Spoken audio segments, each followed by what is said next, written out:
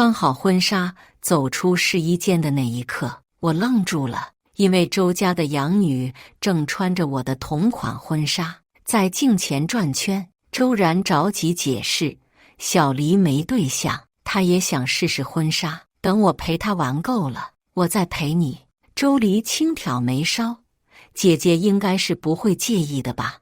咱们向来不都是一样的？”话落，我才恍然，原来我拥有的从来都只有1/2，如今连婚纱、连幸福都要分出去。我笑了，带着决绝：“既然这样，新郎也送你了，我不要了。”后来他眼底尽是绝望：“双双，求你别把爱分给别人。”大家好，开始今天的分享之前，希望你能给人间烟火点个订阅，我将会分享更多优质的内容。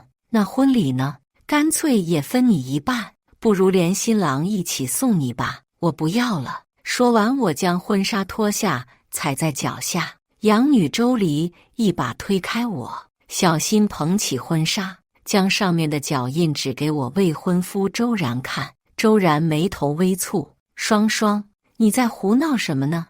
我们都为婚礼筹备了这么久了，婚纱也是我亲手设计，都这个时候了，收起你的小孩子脾气。”我指向周黎，冷声质问：“婚纱是你为自己的新娘设计的，那她又是以什么身份来分享我的婚纱？”周黎双眼通红，低头抹着泪：“姐姐，我只是觉得穿婚纱好玩，想体验一下而已。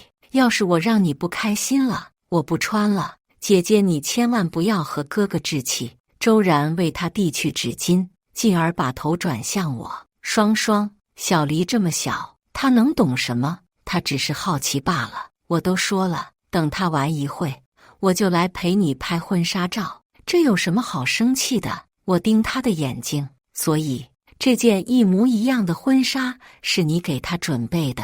突然的委屈袭上心头，让我忍不住哽咽：“周然，你到底懂不懂此生唯一的意义？”他露出一丝不耐烦，目光却仍停在他身上，伸手为他理着头纱。仔细看去，他头纱后面还有细碎梨花点缀。我自嘲一笑，说不定周黎才算今天的主角。我的心一点一点破碎，实在受不了周边传来的那些异样眼光。周然，我真的受够了，我们这婚也不是非结不可。周然忽然追到门口：“双双，你不要多想，好吗？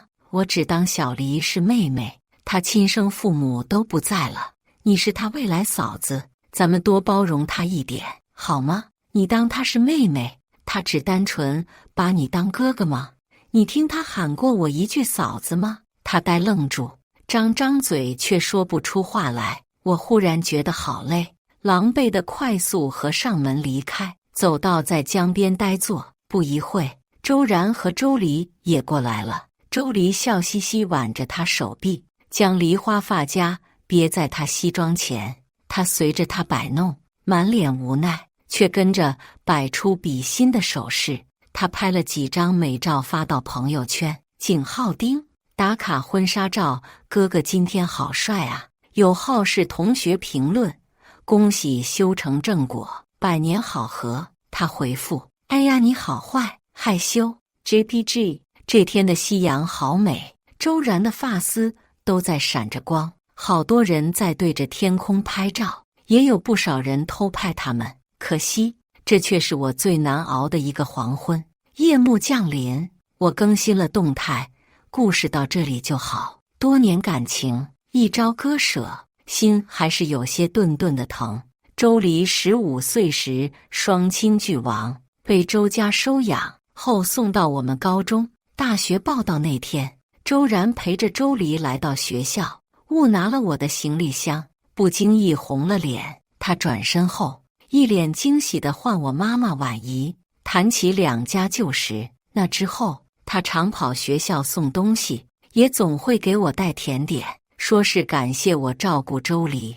他是我们心中的模范哥哥，处处体贴温柔。再后来，我接受了他的告白，周黎却突然翻脸，百般阻挠。在周然的强势介入下，他道了歉，说只是不习惯和哥哥的生活有外人加入。我曾自责，料想兄妹情深，也处处帮他护他。周然比我大5岁，为人温和有礼，又难得一股天真赤诚。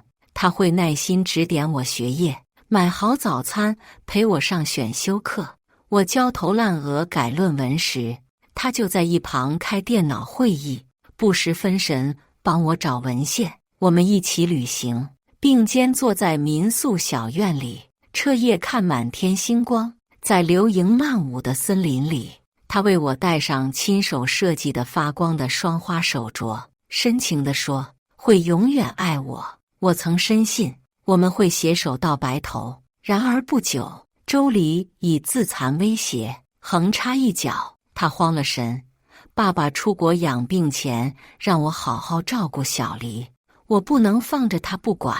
约会时，他也总会想方设法凑到跟前，或者用其他理由把周然叫走。周然送我的东西，他不是悄悄拿走，就是缠着要同款。渐渐的，我的东西都被分出去1份，再后来他直接准备2份。于是我们恋爱的日子里，每个角落都会有第3个人的影子。不知不觉中，我泪流满面，起身到洗手间整理，不曾想在里面听到了里间周黎的声音。只要我想，我就有办法让我哥踹了他。这么好的哥哥，我当然得自己留着了。我怎么可能甘心分给别人？我又不是他亲妹妹。伪装揭下，我终于明白，他的目的从来都是抢走和独占周然。第一次直面人性的恶，我却清楚自己毫无胜算。一如去年7夕，我精心准备了蛋糕等周然回来，先到的却是周黎。他抱着一只小黑猫，肆意将猫丢到蛋糕上，猫咪瞬间弹跳起来，带着满身奶油在客厅和房间乱窜。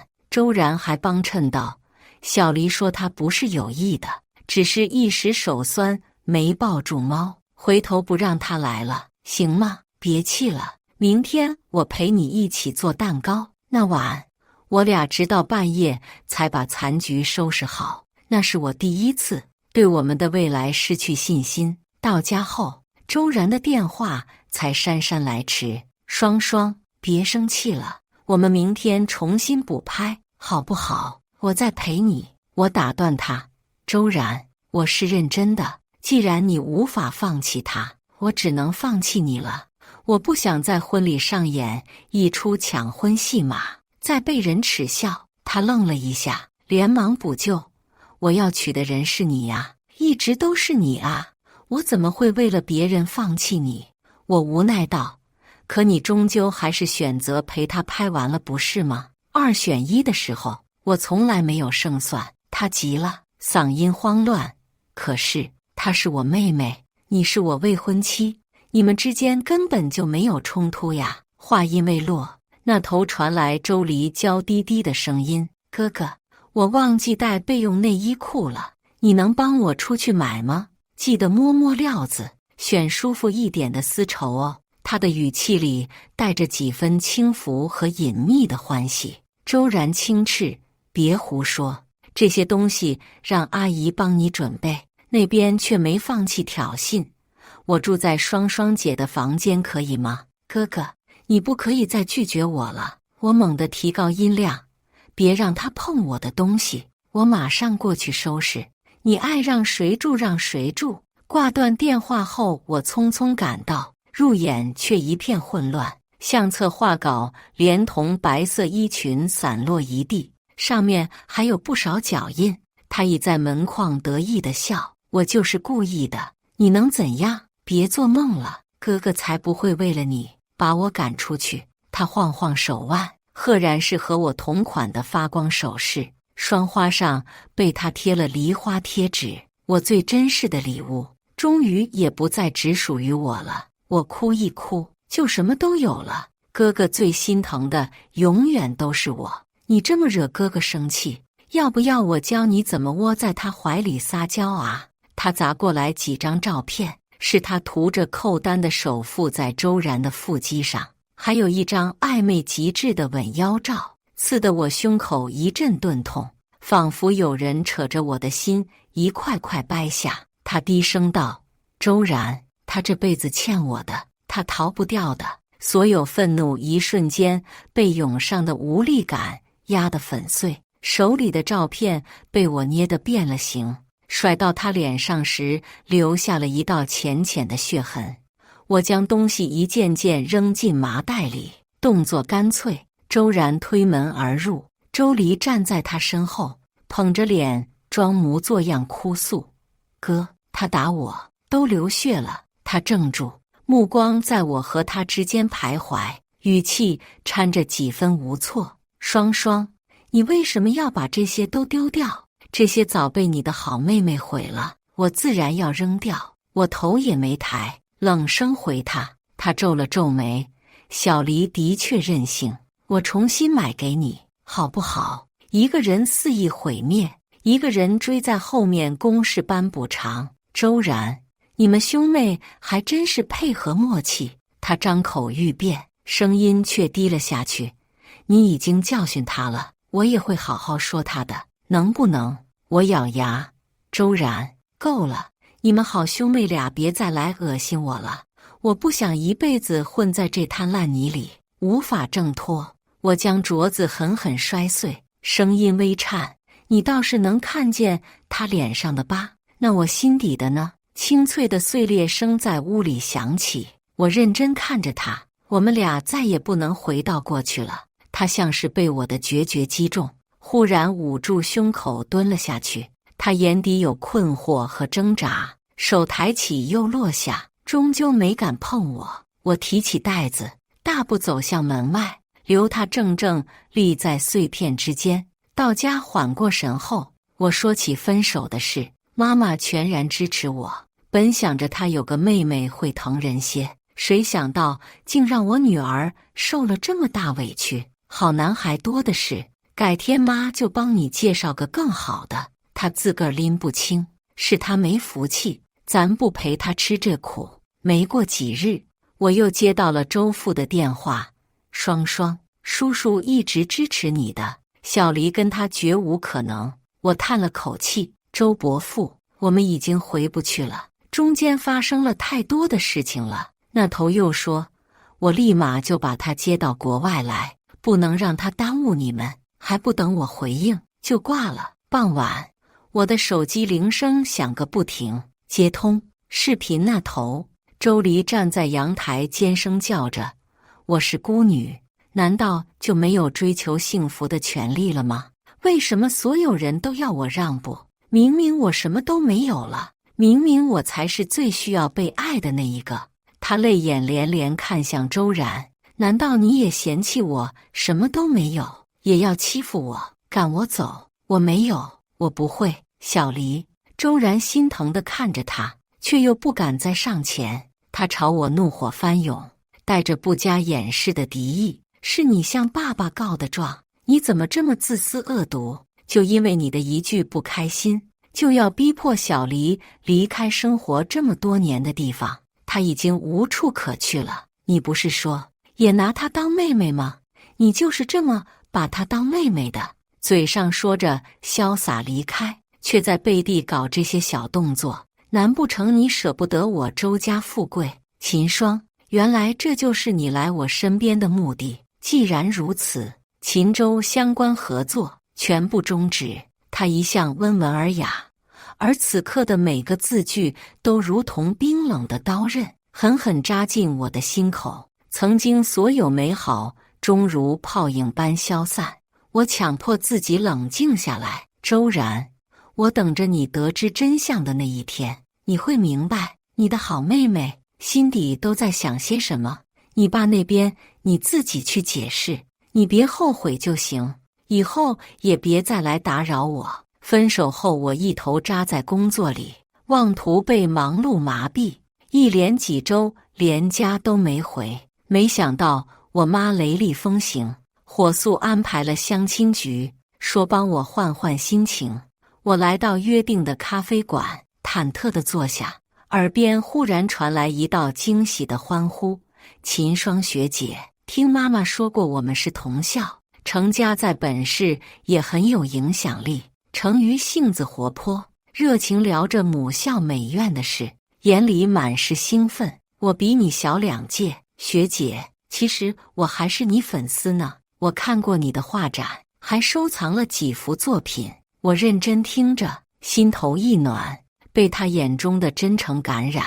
一般有家族企业要继承的，似乎都会选择金融作为必经之路，而我和程瑜偏偏都随心所欲，选择了艺术，甚至自己创业。想来我们还真挺相像的。他忽然红了脸，坐立不安起来。我不知道相亲的对象是你，就随便穿了件衣服糊弄。我平时会认真打理自己的。我轻轻一笑，没关系，随意一点，做自己就好。他略带局促地问：周五美术馆有个画展，可以邀请你一起去看看吗？我迟疑时，他飞快从包包里拿出一只毛绒玩具递给我，是我在社团练笔画的那只卡通兔子。他就这样水灵灵来到我跟前了。我特别喜欢你的创意，偷偷做了一个收藏，他们要是能生产出来，一定大受欢迎。我低头看着兔子，满心欢喜。这好说，我可以给你授权。程瑜双手合十，眯眼笑起来。太好了，大大真宠粉。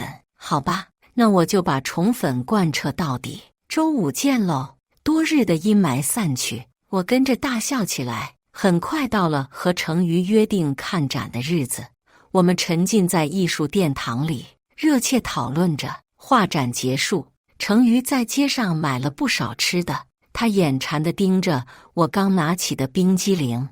我没手了，能喂我一口吗？我喂他吃了2口，又拿纸巾帮他擦好。他满足地笑起来，眼睛弯成了月牙。周礼挽着周然走近，他吃惊地盯着程瑜：是你？他们也认识吗？他戳戳周然的腰，笑得有些得意。我看双双姐也没多喜欢你嘛，这么快就有新人在侧了。周然难得斥他：闭嘴，自己回家去。他眼圈发红，死死盯着我手里的冰激凌。双双，他是谁？你怎么？我拉起程瑜就走。不是还要买新专辑吗？快走吧。走了好远，仍隐约觉得有个目光追随着我。想了想，我决定跟程瑜说清楚。程瑜，他是我前任，我已经不再爱他了，只是还需要一点时间来彻底放下过去。老实说，我其实还没做好这么快相亲结婚的准备。他无所谓地笑了笑。我也是，我还没毕业呢，所以不必有压力。按爸妈他们说的，出来多认识些人，交些朋友挺好的。听他这样说，我心里轻松了不少。他眼中闪过一抹狡黠，唇角勾起。要不我们一起玩个游戏来气气他？我点头。他带我去了服装店，特意选了一款情侣装。我们为彼此重新搭配好妆容和配饰，各自换好妆后，他围着我左看右看，忽然拿起笔刷凑近，目光专注的让我不自觉地幻想，仿佛我就是他的全世界。他帮我在眼尾加了双花效果，拉着我在镜前自拍。他低声耳语：存些留念，好给家里做交代。我欣然点头，错过的遗憾似乎又在这里得到了弥补。真没想到，第一张正式的情侣照居然是和程瑜一起拍的。周然曾经很喜欢为我拍照记录，有个硬盘里全是我的各种照片和视频。不过他们早被醉酒的周黎摔坏了，我们也再没有时间好好拍个照。一抬手臂，不经意看到袖口下隐藏着一圈双花。刚才压低的八卦声忽然在耳边回响，这一定是 boss 女友吧？眼神都粘人家身上了，不过确实好般配啊。听说这衣服是2年前就设计好的，一直独自放在里间。今天 boss 打紧急电话，特意让人拿出来，心里瞬间鼓囊囊的。有个人默默爱了我2年呐，却一点都没打扰到我。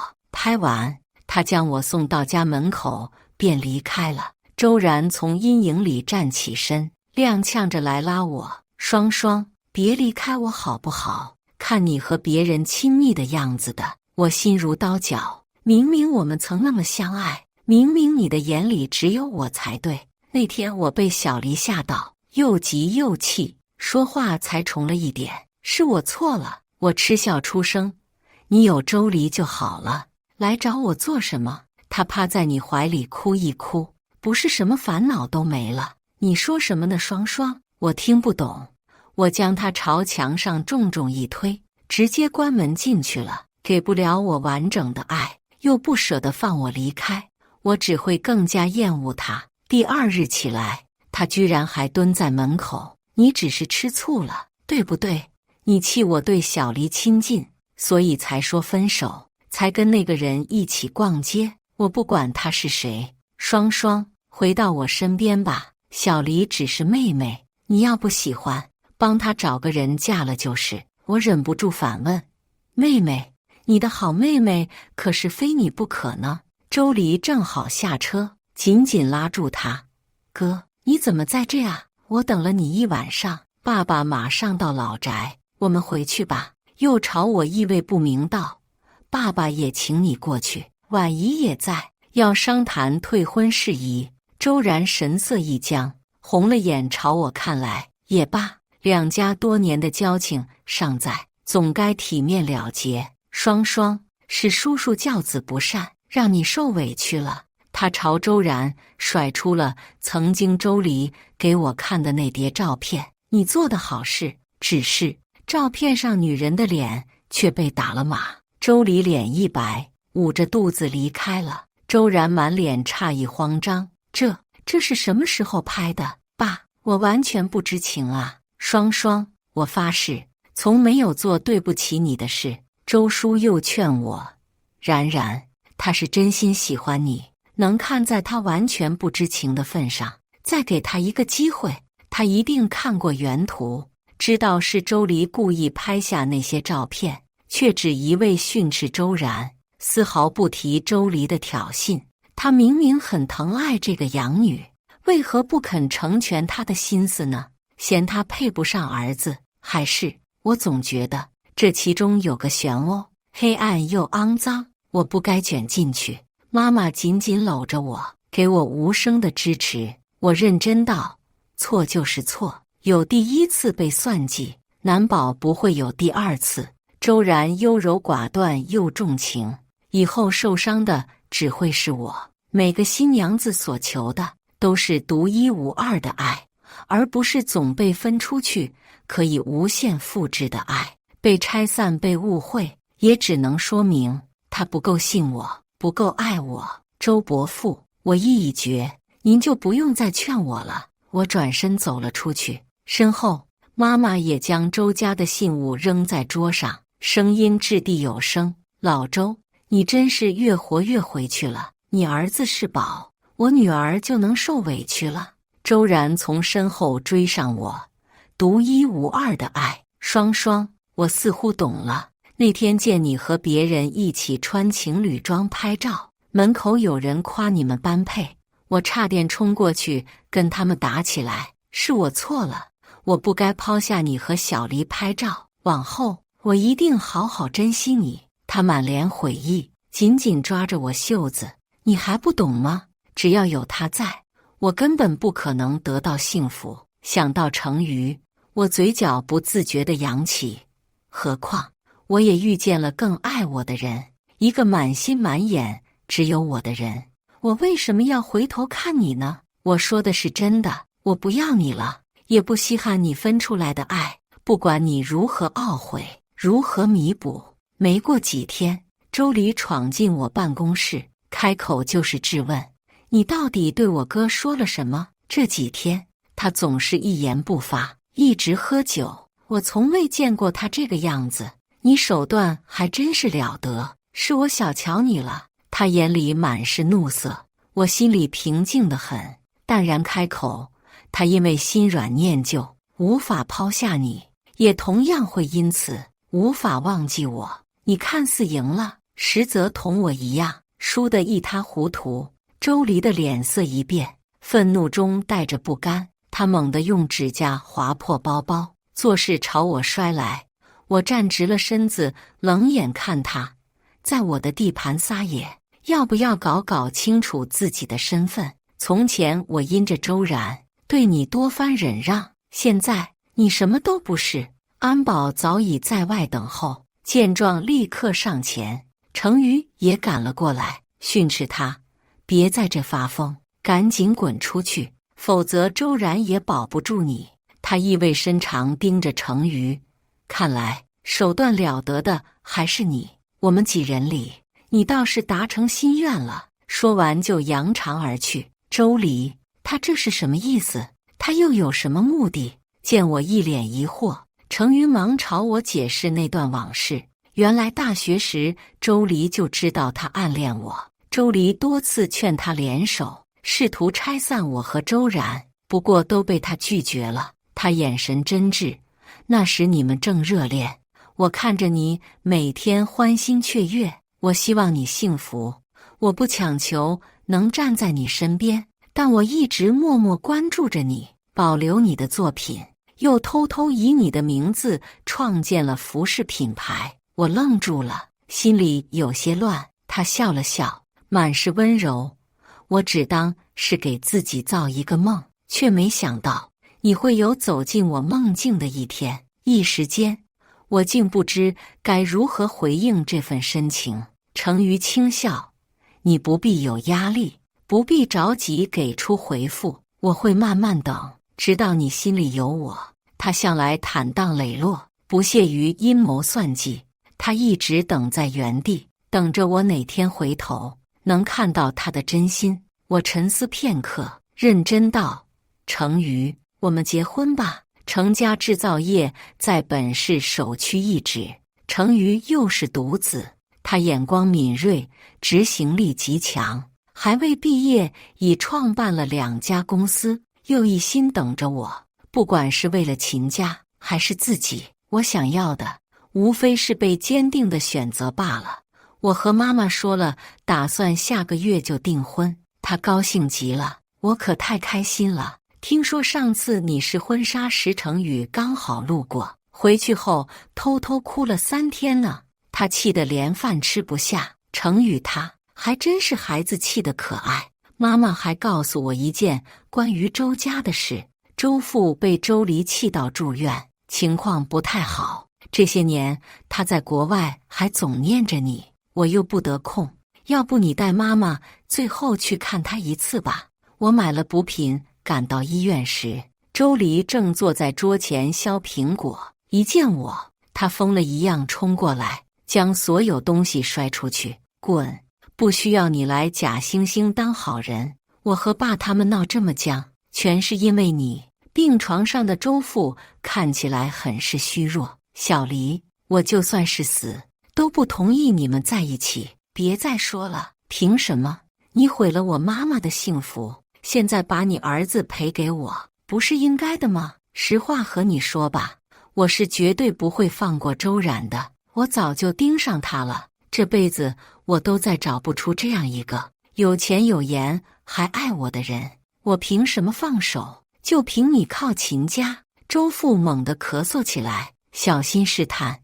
你都知道了，我和你母亲。他激动到失控，举着刀子嘶喊。他为了你抛下我爸和我爸被活活气死，他受着白眼和屈辱，扛沙包供我念书，拖着病体撑了5年。后来他也死了，你居然还有脸把我接过来赎罪，哈哈哈哈，也太可笑了。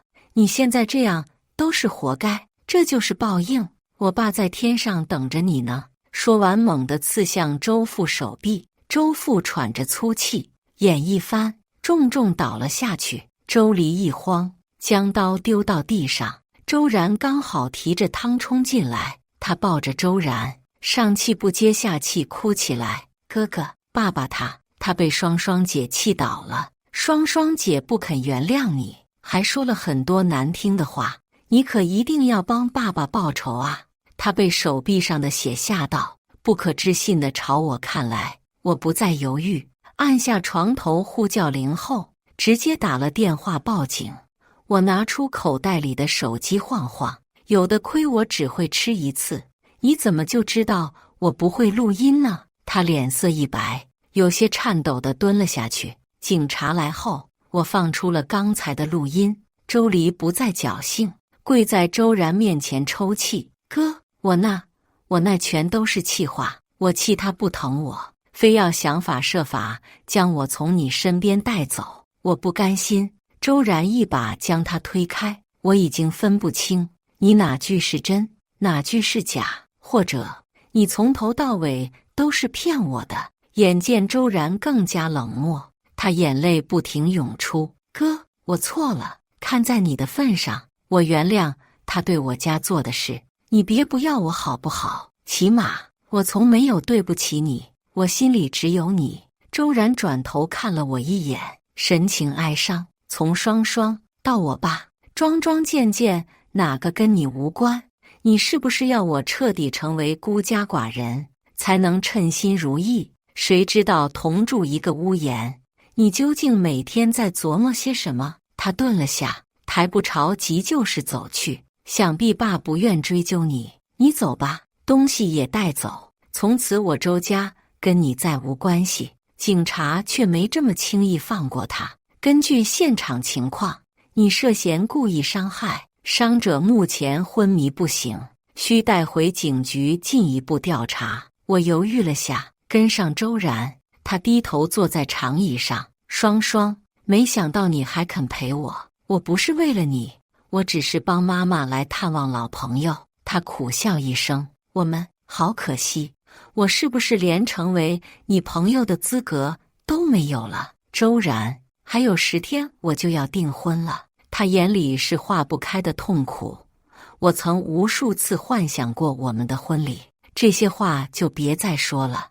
你现在只是心存不甘罢了，一个连我的婚纱都能分给别人的人，我不相信他能有多爱我。我的未婚夫早早就设计好了几十个场景的婚礼，等我挑选。所以你对他很满意，很喜欢他，是不是？得到我肯定的回答后，他落下一滴泪来，声音沙哑：“我知道了，到时我会送去祝福。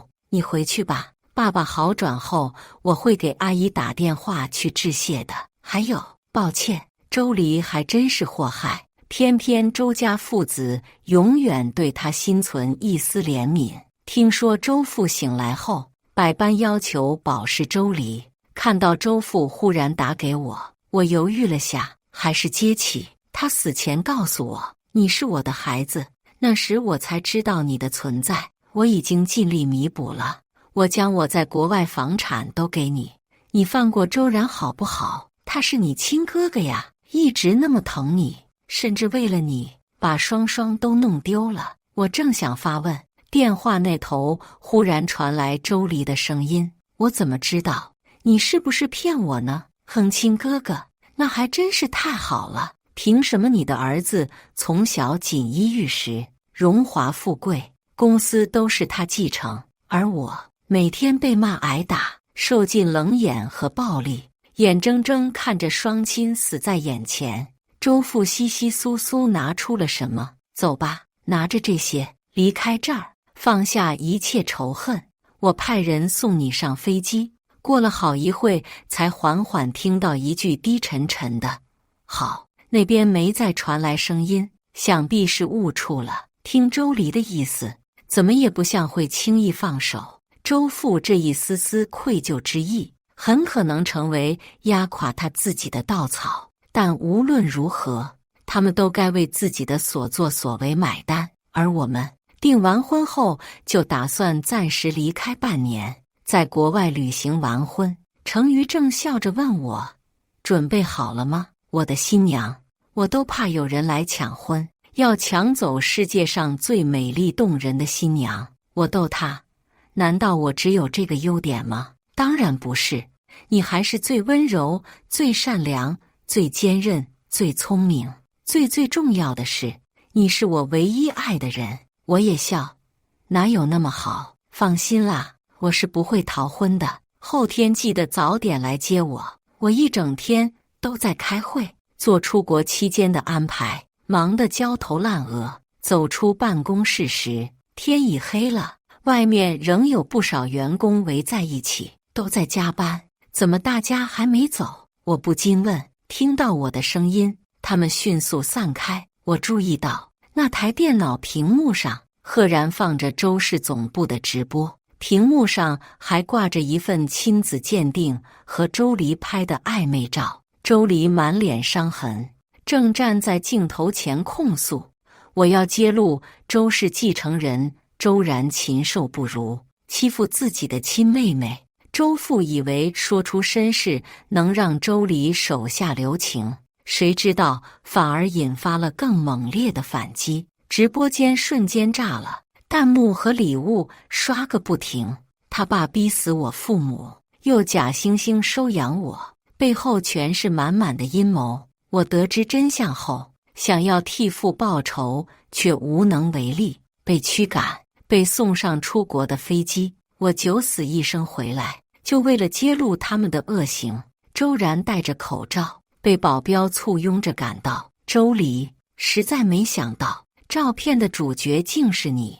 你趁着我醉酒，设计拍下似是而非的照片，几次拿出来搞事，还总闹出抑郁跳楼的假象来。我说过，往后周家和你再无关系，只是我从不知道你是我的亲妹妹。怪不得他出国前再三叮嘱，一定护好你。爸爸一切都是为了你，从没想过要伤害你，你却恩将仇报，要毁了周氏。原来这就是你的目的。直播间突然黑屏，屏幕上留下了密密麻麻声援周黎的弹幕。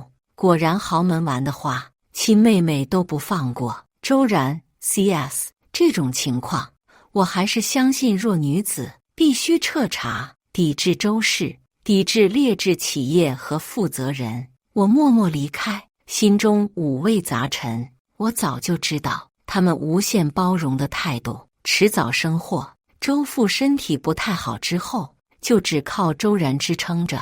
周氏本就摇摇欲坠，若这件事被人利用，往后只怕风雨难测。可是这又和我有什么关系呢？毕竟造成这一切的罪魁祸首不是我。恍惚间，身后传来窃窃私语：这不是咱秦总男朋友吗？去年还抱着花来接他下班，早就分手了。你难道还不知道？秦总和程家独子明天要订婚了。什么？我以为周然在此风波后，短期内是不会出现了。订婚仪式上，在众人的祝福中，我和程瑜交换戒指。角落里的周然衣着华贵，一直低头不停地喝酒。我走过去，他满是惊喜地站了起来。双双，你终于来看我了。程瑜在后面紧张地拉住我，我回头朝他安抚地笑，牵着他站在我身旁。当看清我身侧的程瑜后，周然如梦初醒，仓皇坐下。周然从包里拿出一个礼盒递给我，这是我曾准备的部分彩礼，如今送你当嫁妆吧。我下意识拒绝，你自己留着吧，如果公司有需要。他硬塞给了我，要一直幸福啊。秦霜，他没敢看我，只起身同程宇握手，恭喜，祝福你们携手一生，幸福到老，好好珍惜。程宇紧紧搂着我的肩，笑得如沐春风。那是自然，我还有事，你们继续。他转身走了，脚步有些踉跄，看了看礼盒，最上面是本市好几处繁华地段的房产证，还有一家豪华酒店的。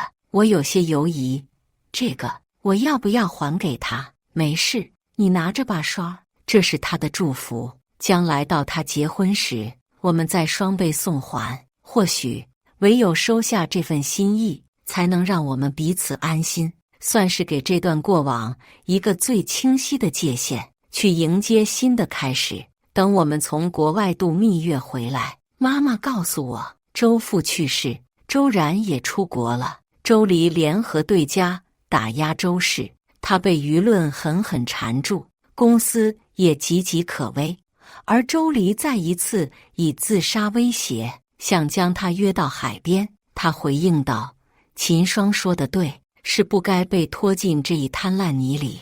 威胁之所以奏效，只是因为在乎。可我已经不在乎你了，你是死是活都无所谓。这个世上没有人在乎你了。周黎，我不想恨你，可你要记得，关心你的人都已经失望离去了。你口口声声说报应，或许这就是我们的因果报应。”周黎听完，没哭也没闹，竟纵身一跃，跳到了海里。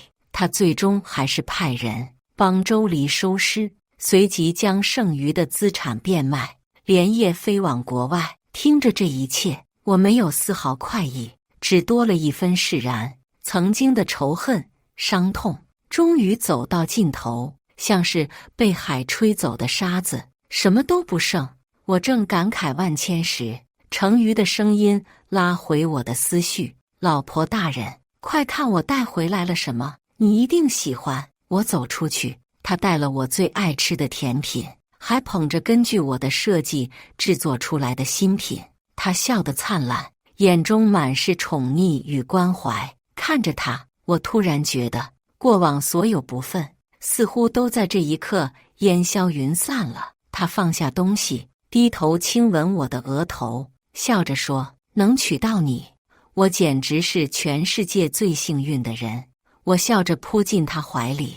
以上就是今天分享的故事。大家有什么想说的、想吐槽的，欢迎在下方评论交流。